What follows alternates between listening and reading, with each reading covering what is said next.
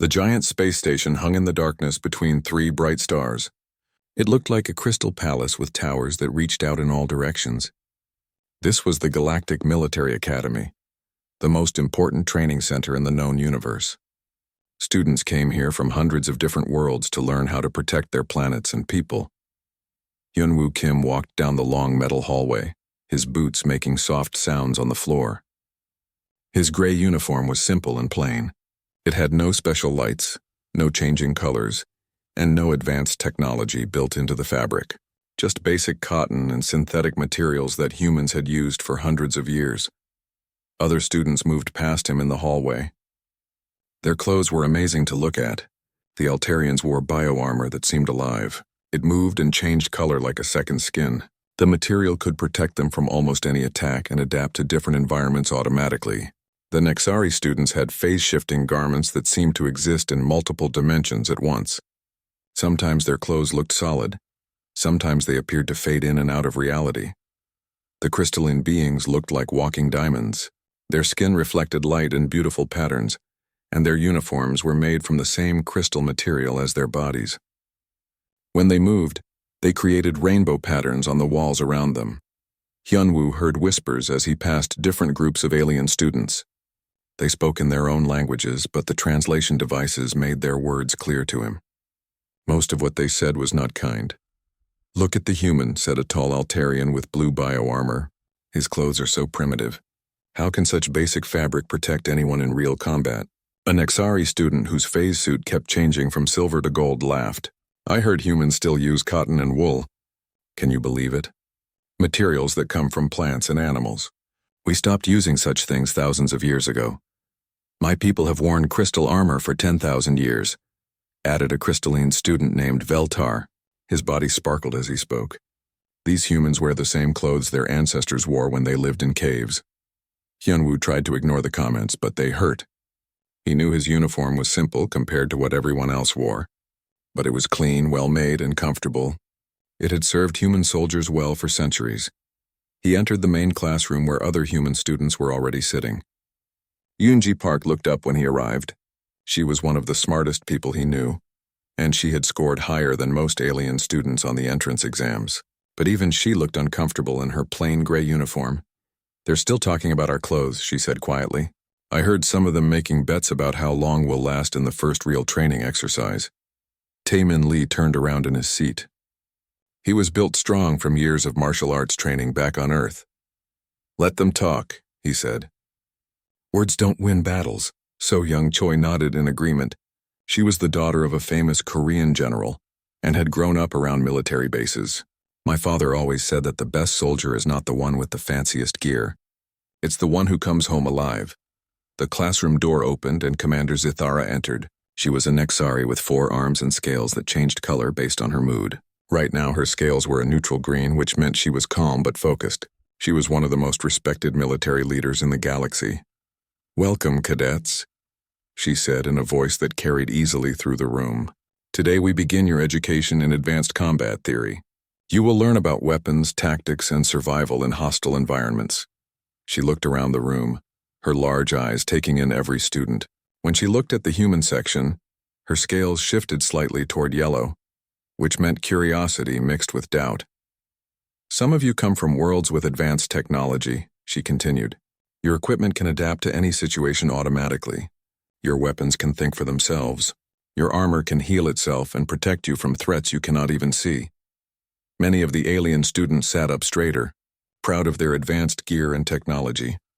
Others, Commander Zithara said, looking directly at the humans, come from more traditional backgrounds. You rely on older methods and simpler tools. Veltar raised one of his crystal hands. "Commander, I have a question about equipment standards. Are all students expected to meet the same performance levels, regardless of their technological limitations?" The question was polite, but everyone understood what he really meant. He was asking if the humans would get special treatment because their gear was so much worse than everyone else's. Commander Zithara's scales turned orange, showing mild irritation. "Every student will be judged by the same standards, Cadet Veltar. Results matter, not the methods used to achieve them." "But surely," said an Altarian student, "there must be minimum equipment requirements for safety." Some gear simply too primitive for real military operations. Now other alien students began to join the conversation. They talked about how their advanced technology made them superior soldiers. They discussed the latest innovations in bio-armor and energy weapons. They spoke about phase shifting and quantum tunneling as if these were basic skills that everyone should have. Hyunwoo felt his face grow warm with embarrassment. Every comment made it clear that the alien students saw humans as inferior. Not just different, but actually worse than them in every way. Yoonji leaned over and whispered, "Remember why we're here. Earth needs trained officers. We can't let their opinions stop us from learning what we came to learn." Commander Zithara clapped her four hands together, making a sound like thunder. The room became quiet immediately. "Enough discussion about equipment," she said firmly. Her scales had turned red, showing clear anger. "In 3 days you will face your first real test. The trial of extremes will challenge both you and your gear in ways you cannot imagine. We will see then who is truly prepared for military service." She walked to the front of the room and activated a holographic display. Images of frozen worlds, burning deserts, and crushing ocean depths appeared in the air. The first trial will take place on the ice moon of Krelion. Temperatures there drop to absolute zero. Winds reach speeds that can tear apart most structures. The atmosphere is poisonous to most life forms. You will have to survive there for 24 hours with only the equipment you normally carry. The alien students looked confident. Their advanced gear was designed for exactly these kinds of extreme conditions. The humans looked at each other with concern but also determination. After class, the 4 human students walked together toward their dormitory section. The hallway seemed even more hostile now that they knew about the upcoming trial. "Absolute zero," Taemin said quietly. "That's negative 273 degrees. Cold enough to freeze the air itself."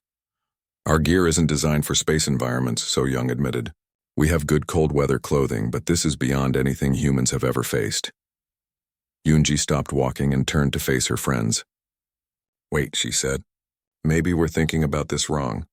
Yes, our gear is simpler than theirs, but simple doesn't always mean worse." What do you mean?" Hyunwoo asked. "Think about it," she said. "Their bio-armor is incredibly advanced, but what happens if it malfunctions? Their phase suits can do amazing things, but they're also incredibly complex. Complex things break more easily than simple things." Hyunwoo began to understand. "You're saying our basic gear might actually be more reliable?" "I'm saying our ancestors survived ice ages with nothing but animal skins and fire. Korean soldiers fought in mountains so cold that weapons froze solid. We've been dealing with extreme cold for thousands of years. Maybe we know things they don't." As they continued walking, Hyunwoo felt something change inside him. The embarrassment was still there, but now it mixed with something else. Pride. His simple gray uniform represented thousands of years of human survival and adaptation. It might not look impressive, but it came from a long tradition of making things work when everything else failed. 3 days would tell them if simple and reliable could beat advanced and complex. Hyunwoo was ready to find out. The transport ship moved through space toward the ice moon of Krelion. Through the small windows, the cadets could see their destination growing larger. It looked like a white marble covered in swirling clouds. But Hyunwoo knew those clouds were not water vapor. They were frozen gases that would kill any living thing in seconds. Inside the ship, students from different worlds prepared their equipment. The atmosphere was tense. Everyone knew this was their first real test, and failure could mean death. The Altarian cadets sat in one section, their bio-armor already beginning to change. The living material sensed the approaching cold and started producing special chemicals. The armor grew thicker and developed new layers. Heating elements appeared under the surface, and the color changed from bright blue to deep red. "Our bio-armor has survived in the core of frozen planets," one Altarian said proudly. "It adapts automatically to any temperature. We don't even need to think about it."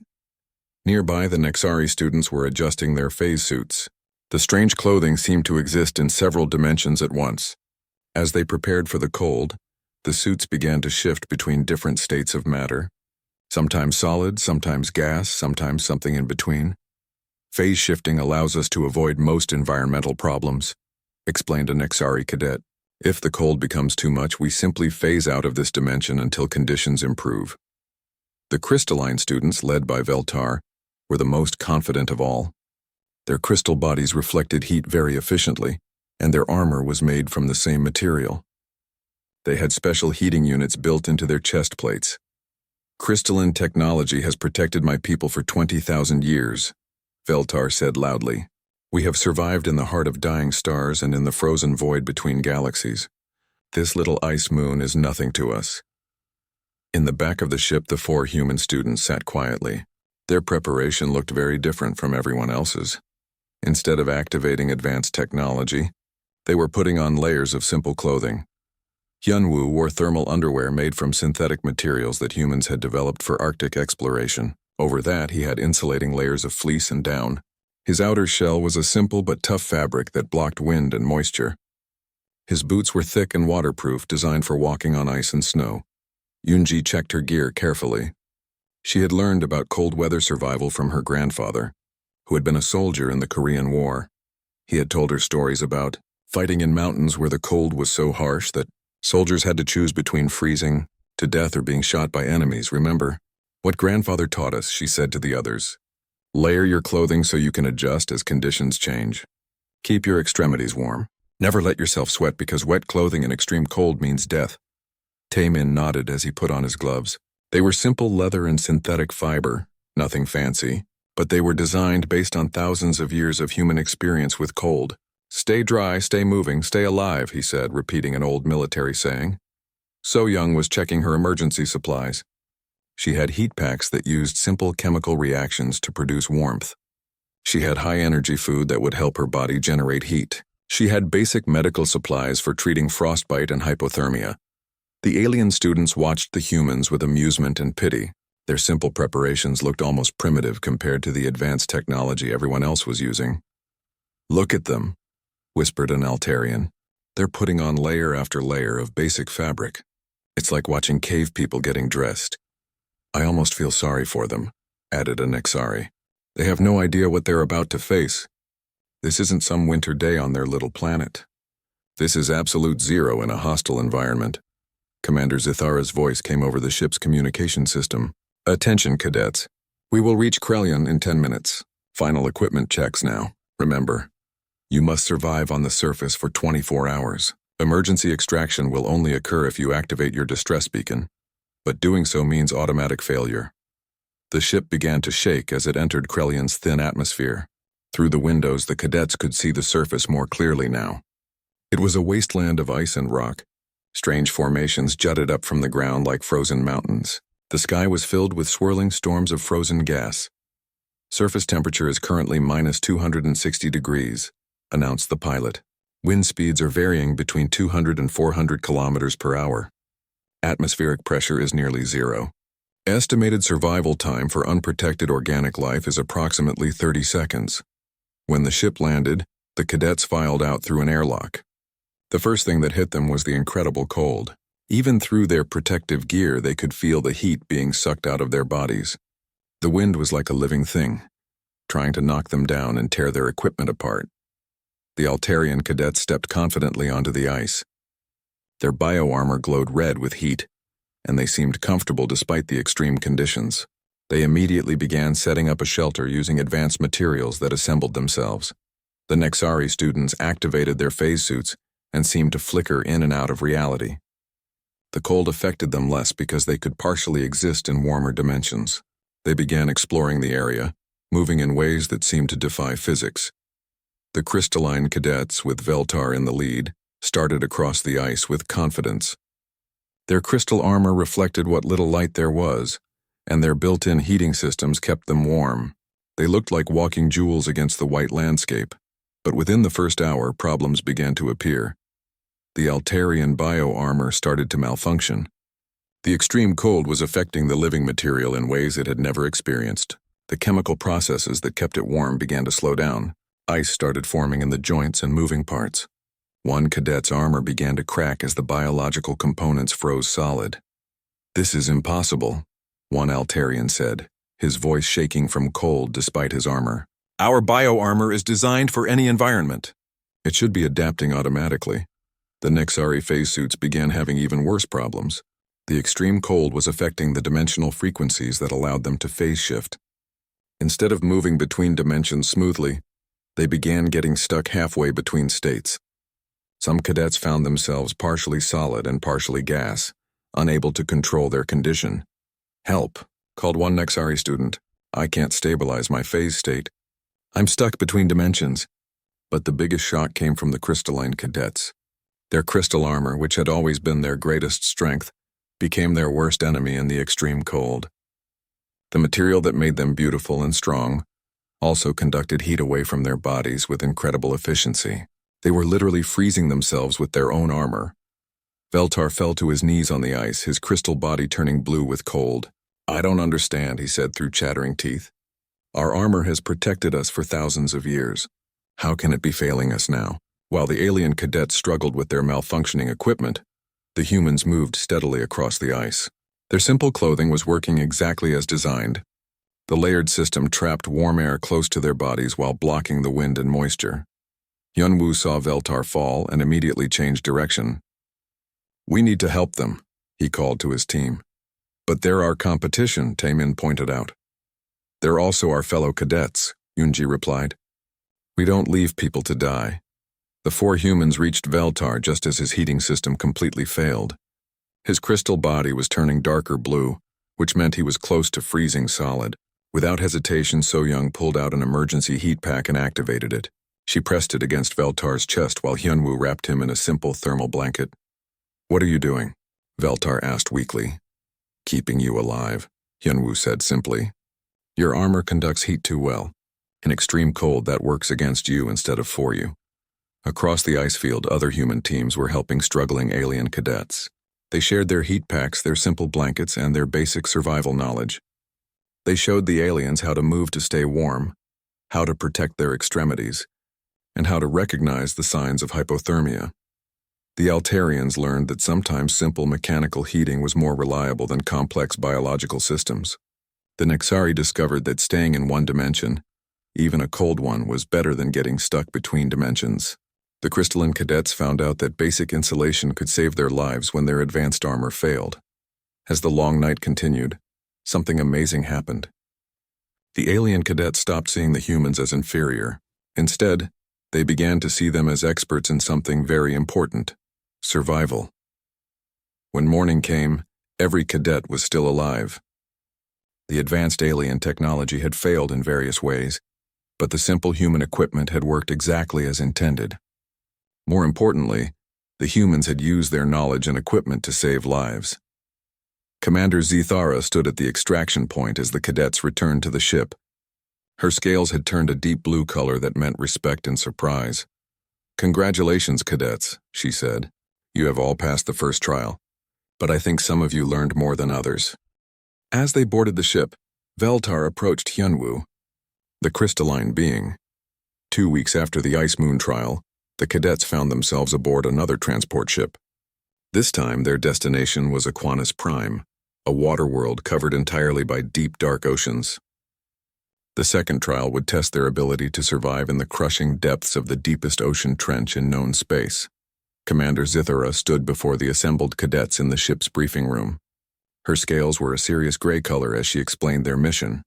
The Mariana Trench of Aquinas Prime reaches depths of 15 kilometers below the surface. At that depth, the pressure is 800 times greater than what most of you experience on your home worlds. The water itself is highly acidic and can dissolve most known materials within hours. She activated a holographic display showing the dark, crushing depths they would face. Strange creatures with glowing eyes swam through the projection. Their bodies adapted to survive in conditions that would destroy most technology. Your mission is simple.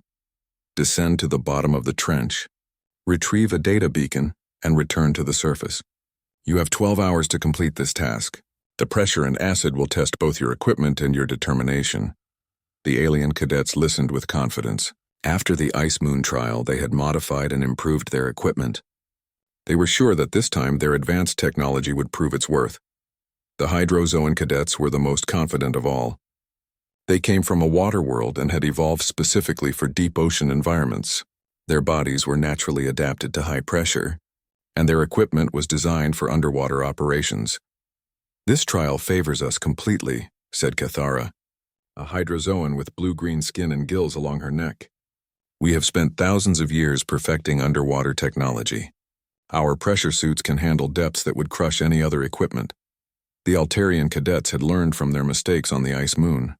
They had upgraded their bioarmor with new adaptive systems specifically designed for underwater operations. The living material could now adjust its density and create air pockets automatically. Our new bioarmor can extract oxygen directly from water, explained Nethero, his armor already beginning to change color in preparation for the dive. It can also compress and expand to handle any pressure changes. We won't make the same mistake twice. The Nexari students had completely redesigned their phase suits after the ice moon problems. The new versions were more stable and could phase shift between different states of matter to handle pressure and corrosion. Phase shifting will allow us to avoid the worst effects of pressure and acid, said Vashani. We can exist partially as liquid, which means the pressure affects us less, and we can phase out of contact with the acid when necessary. Even Veltar and the other crystalline cadets had modified their equipment. They had added flexible joints to their crystal armor and installed new pressure management systems. They looked less like walking diamonds and more like sophisticated machines. Our new armor can channel pressure around our bodies instead of resisting it directly, Veltar explained. And we have developed crystal formations that are immune to acid. This time, we are prepared. In their section of the ship, the 4 human cadets were making much simpler preparations. Their equipment looked basic compared to the advanced gear around them, but they were checking every piece carefully. Hyunwoo examined his diving suit, which looked almost ancient compared to the alien technology. It was made from simple materials: synthetic rubber, metal fittings, and mechanical pressure regulators. There were no computer systems, no adaptive materials, and no automatic systems. This suit design is over 100 years old, he said to his teammates, but it's based on principles that humans have used since we first started diving deep into Earth's oceans. Yoonji was checking her backup systems.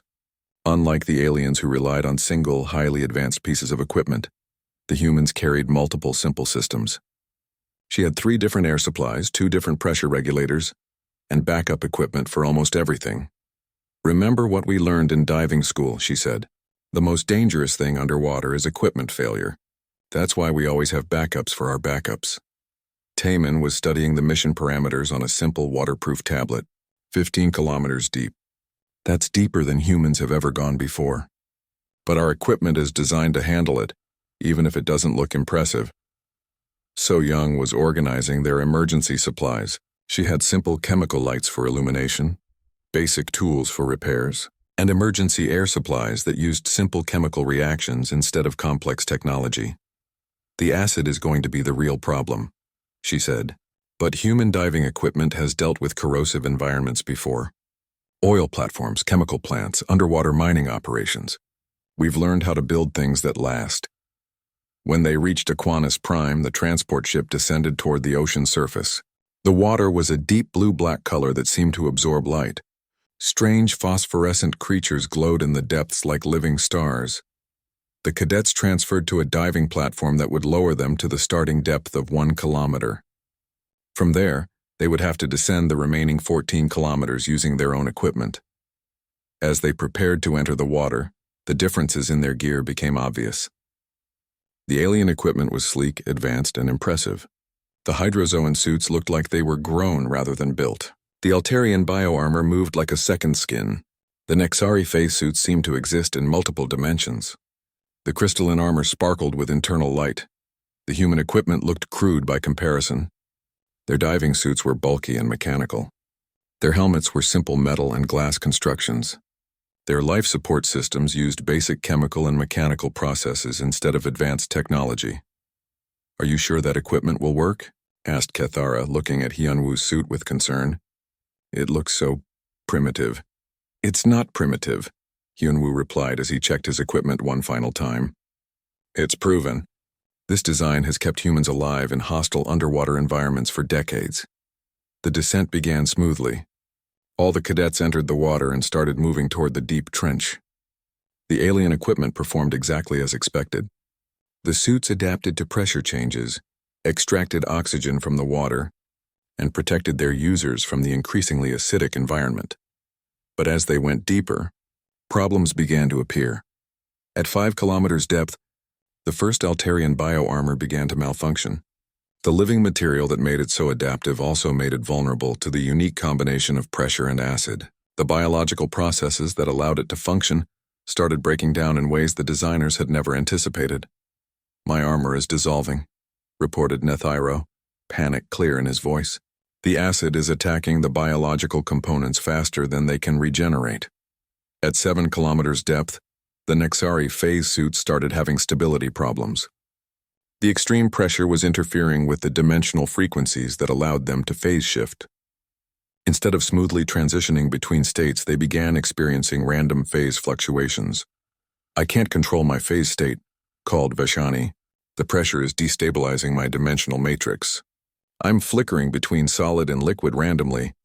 At 10 kilometers depth, even the confident Hydrozoan cadets began having problems. Their naturally adapted bodies could handle the pressure, but their artificial equipment was failing. The complex systems that regulated their artificial gills and pressure suits were breaking down under the extreme conditions. "This is impossible," said Cathara, her voice strained. "Our equipment is specifically designed for deep ocean operations. It should be working perfectly." But the biggest shock came from the crystalline cadets. Their new flexible armor was working well against the pressure, but the acid was attacking their crystal bodies directly. The same material that made them beautiful and strong was dissolving in the corrosive water. Veltar watched in horror as his arm began to develop pits and scars where the acid had eaten through his crystal skin. "The acid is dissolving us," he said weakly. "Our bodies are made of the same material as our armor. We're being eaten alive." While the alien cadets struggled with their failing equipment, the humans continued their steady descent. Their simple mechanical suits were working exactly as designed. The rubber and metal construction resisted the acid effectively, and the mechanical pressure systems handled the crushing depths without computer assistance. At 12 kilometers depth, Hyunwoo's team encountered the first group of aliens in serious trouble. Nethyro's bioarmor had almost completely dissolved, leaving him protected only by emergency life support systems that were also failing. "Help me," he called weakly. "My armor is gone. I'm going to die down here." Without hesitation, Yunji activated her emergency protocols. She had extra equipment specifically designed for sharing with other divers. She connected an emergency airline to Nethyro's failing system and wrapped him in a simple protective covering. "Your bioarmor was too complex," she explained as she worked. "Simple materials sometimes resist acid better than adaptive ones. Basic chemistry beats advanced biology in some environments." Taemin found Vashani flickering uncontrollably between different phase states. The atmosphere in the academy had changed completely after the underwater trial. The hallways that once echoed with mockery and whispers about primitive human equipment now buzzed with respectful conversations. Alien cadets who had once avoided the humans now sought them out, asking questions about their gear and methods. Hyunwoo walked into the main dining hall and noticed the difference immediately. Instead of sitting alone at human tables while aliens gathered separately, the seating had become mixed. Crystalline, Altarian, Nexari, and Hydrozoan cadets were sitting with humans, engaged in serious discussions about equipment design and survival techniques. At one table, Yunji was explaining the concept of redundant systems to a group of fascinated Altarian cadets. She had spread out various pieces of human survival gear on the table, showing how each item had multiple backup functions. "See this simple knife," she said, holding up a basic military blade. "It's not just for cutting. The blade can be used as a screwdriver. The handle contains emergency medical supplies, and the metal can create sparks for starting fires. One tool, multiple functions, all mechanical and reliable." The Altarian cadets examined the knife with interest. Their bioarmor could adapt to many situations, but it relied on complex biological processes that could fail under stress. The simple knife would keep working no matter what happened to it. At another table, Taemin was demonstrating basic repair techniques to Nexari students. He showed them how to fix equipment using simple tools and basic materials. The Nexari were amazed that humans could repair their gear manually instead of relying on automatic self-repair systems. "Your phase suits are incredible," Taemin said, as he worked on a damaged piece of equipment. "But what happens when the self-repair system fails? Our gear is designed so that anyone can fix it with basic tools and knowledge." So Young had attracted a crowd of Hydrozoan cadets who wanted to understand human diving techniques. She was explaining how humans had learned to survive underwater using mechanical systems instead of biological adaptations. We can't breathe water like you can, she said, so we had to develop technology that works reliably in hostile environments. Every system has been tested thousands of times in real-world conditions, but the most significant conversation was happening at a corner table where Veltar sat with Hyunwoo. The crystalline cadet had been quiet and thoughtful since the underwater trial. His crystal body still showed faint scars from the acid, reminders of how his advanced armor had failed when he needed it most. I've been thinking about what happened down there, Veltar said slowly.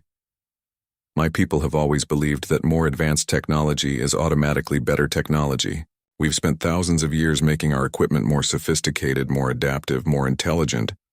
Hyunwoo listened carefully. He could see that Veltar was struggling with ideas that challenged everything he had been taught to believe. But your equipment saved my life, Veltar continued, and it wasn't more advanced than mine. In fact, it was much simpler. I don't understand how that's possible.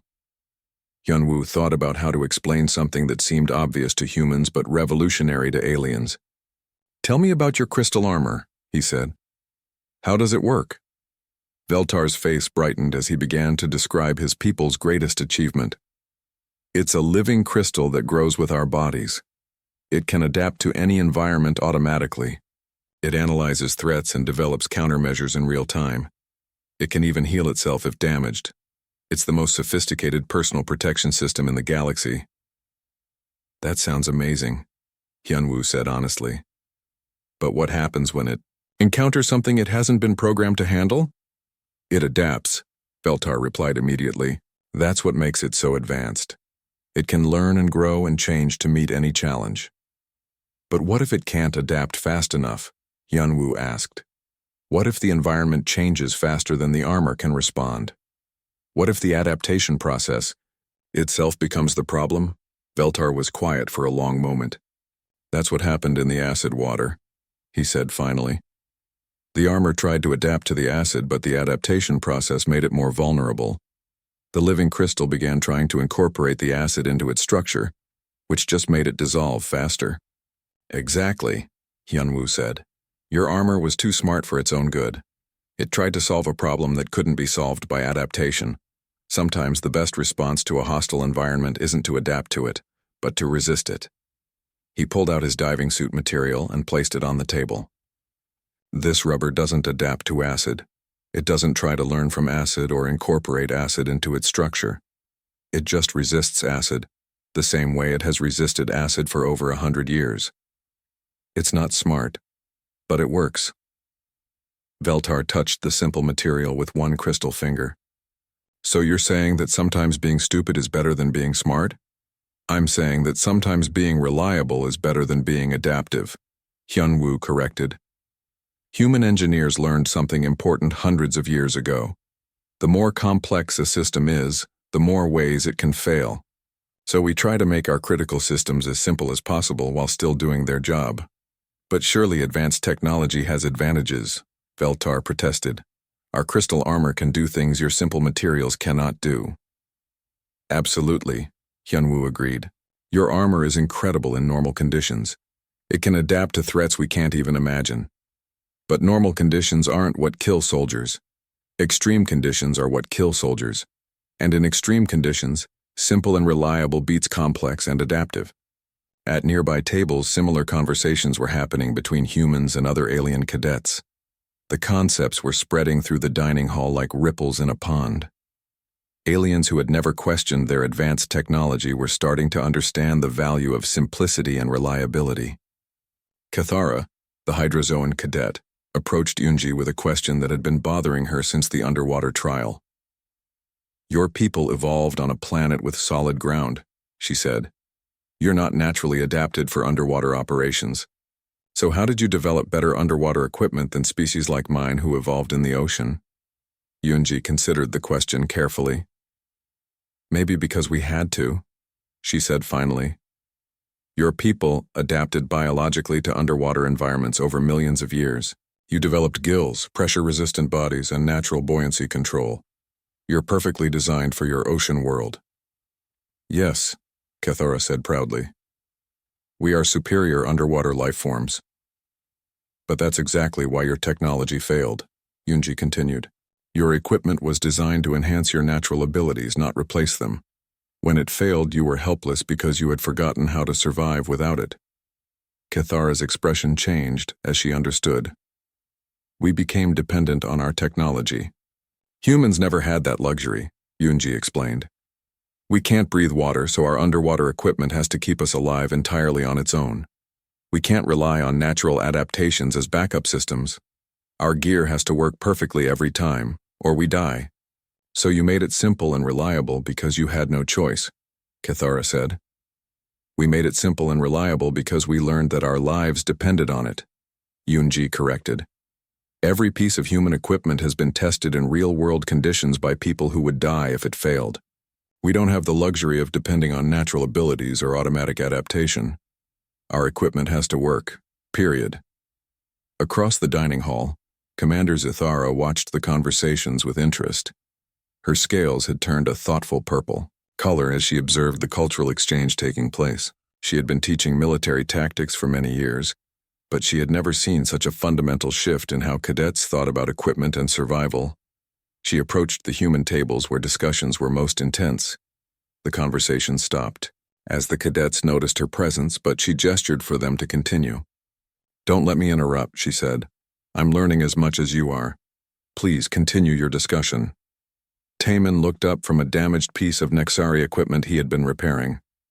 Commander, we were just discussing design philosophy, the difference between making equipment adaptive versus making it reliable. An important distinction, Commander Zithara said, her scales shifting to show approval. What conclusions have you reached? That both approaches have value, So Young said diplomatically. Advanced adaptive technology can do amazing things in normal conditions, but simple, reliable technology performs better in extreme conditions. And extreme conditions are what we train for, added Veltar. Military operations don't happen in normal, safe environments. They happen in the worst possible conditions, where everything goes wrong at once. Commander Zithara nodded slowly. You're beginning to understand something that experienced military leaders learn through hard experience.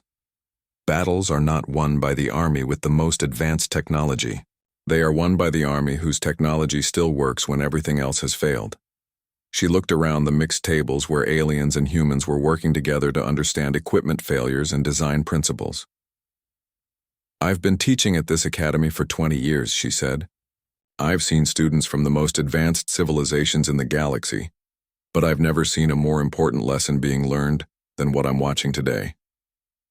What lesson is that, Commander? Asked Hyunwoo. That advancement and improvement are not. The announcement came during the morning briefing 3 days after the underwater trial. Commander Zithara stood before the assembled cadets, her scales a serious gray color that indicated the importance of what she was about to say. Cadets, you have completed 2 of the 3 trials required for graduation from the Galactic Military Academy. You have survived extreme cold and crushing depths. You have learned valuable lessons about equipment, teamwork, and survival. Now you face your final challenge. She activated the holographic display and the cadets gasped as they saw what appeared to be a vision of hell itself. The image showed a region of space filled with swirling energy storms, gravitational anomalies, and debris from destroyed ships. This is the Maelstrom, Commander Zithara announced. It is a region of space where multiple stellar phenomena converge. Radiation storms that can fry electronics in seconds, gravitational fields that can tear apart starships, temperature fluctuations from absolute zero to solar core heat, and hostile automated defense systems left behind by a dead civilization. The display zoomed in to show massive mechanical constructs floating in the chaos. They looked like metal spiders the size of buildings, with weapons that glowed with deadly energy. Your mission is to navigate through the Maelstrom as a team, disable 3 defense platforms, retrieve critical intelligence from a derelict command ship, and return to the extraction point. You have 8 hours to complete this mission. A Hydrozoan cadet raised her hand. Commander, what makes this the final trial? It sounds similar to the other challenges we've faced. Commander Zithara's scales darkened to a deep purple.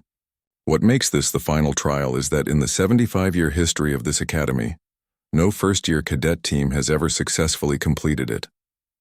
Advanced military units with years of experience have failed this mission. Graduate teams from this academy have failed this mission.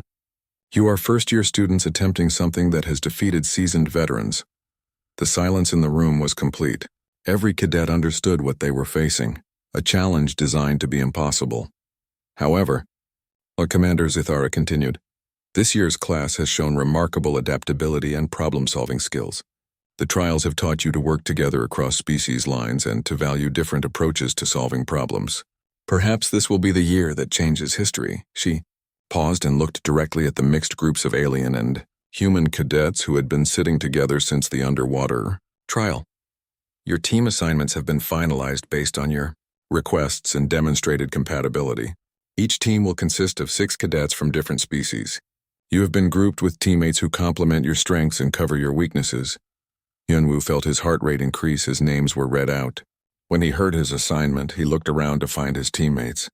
As expected, Veltar had been assigned to his team along with Cathara the Hydrozoan, Nethero the Altarian, and Veshani the Nexari. The 6th member was Yunji, making it a team of 5 aliens and 2 humans. As the teams gathered to meet their new members, Yunwoo noticed something remarkable. Instead of the alien cadets looking disappointed about being assigned human teammates, they looked relieved. The trials had taught them that human equipment and methods had value, especially in extreme conditions. I requested assignment to a team with humans, Veltar said immediately as the team gathered. I want to learn more about your approaches to problem-solving and equipment reliability. As did I, added Cathara. Your diving technique saved my life in the underwater trial. I want to understand how you think about survival in hostile environments. Nethero's bioarmor shifted color to show agreement. My adaptive armor failed when I needed it most. Your simple solutions worked when advanced technology didn't. I think I can learn from that. Veshani nodded enthusiastically. Your mechanical solution stabilized my phase suit when my own technology was failing. I want to understand how to make backup systems that actually work. Yunji looked around at their alien teammates with satisfaction. Good. We'll need everyone's skills for this mission. The Maelstrom is designed to defeat any single approach to problem solving. We'll need adaptive technology and reliable technology, biological advantages and mechanical solutions. The team spent the next 2 days preparing for the mission. Unlike the previous trials where each species had prepared separately, this time they worked together. They studied each other's equipment, learned each other's capabilities, and developed integrated solutions that combined the best of all their technologies. Yunwoo and Yunji shared their knowledge of mechanical systems and backup procedures. They taught the aliens how to perform manual repairs and how to operate equipment when automatic systems failed. The alien cadets shared their advanced capabilities. Veltar's crystal body could interface directly with certain types of technology. Cathara's natural adaptations made her ideal for operations in hostile environments. Nethero's bioarmor could provide enhanced strength and protection when it was working properly. Veshani's phase-shifting abilities could allow the team to bypass certain obstacles. But most importantly, they developed a philosophy for the mission that combined human reliability with alien capabilities. They would use advanced technology when conditions were favorable, but they would always have simple backup solutions ready when the advanced technology failed. On the day of the final trial, the team boarded a small assault craft designed for operating in the Maelstrom. The ship itself was a compromise between human and alien design principles. It had advanced alien navigation systems for handling the complex gravitational fields, but it also had simple human backup systems for when the computers failed. As they approached the edge of the Maelstrom, the first challenges became apparent. Radiation storms were disrupting electronic systems throughout the ship. The advanced alien navigation computers began showing error messages and conflicting readings. Navigation systems are failing, reported Veshani from the pilot seat. The radiation is scrambling our quantum processors. Switching to mechanical backup navigation, Hyunwoo announced, activating a simple gyroscope and magnetic compass system. Not as accurate as computer navigation, but it works when electronics fail. Yunji began manually calculating their course using basic mathematics and star positions visible through the radiation. It was slower than computer navigation, but it was reliable. As they entered the Maelstrom proper, more systems began to fail. The life support computers crashed, leaving them dependent on simple mechanical air recycling systems. The weapon targeting computers were scrambled by gravitational anomalies, forcing them to rely on manual aiming. But the team was ready for these failures. They had prepared backup systems for their backup systems. When advanced technology failed, they switched to simple technology.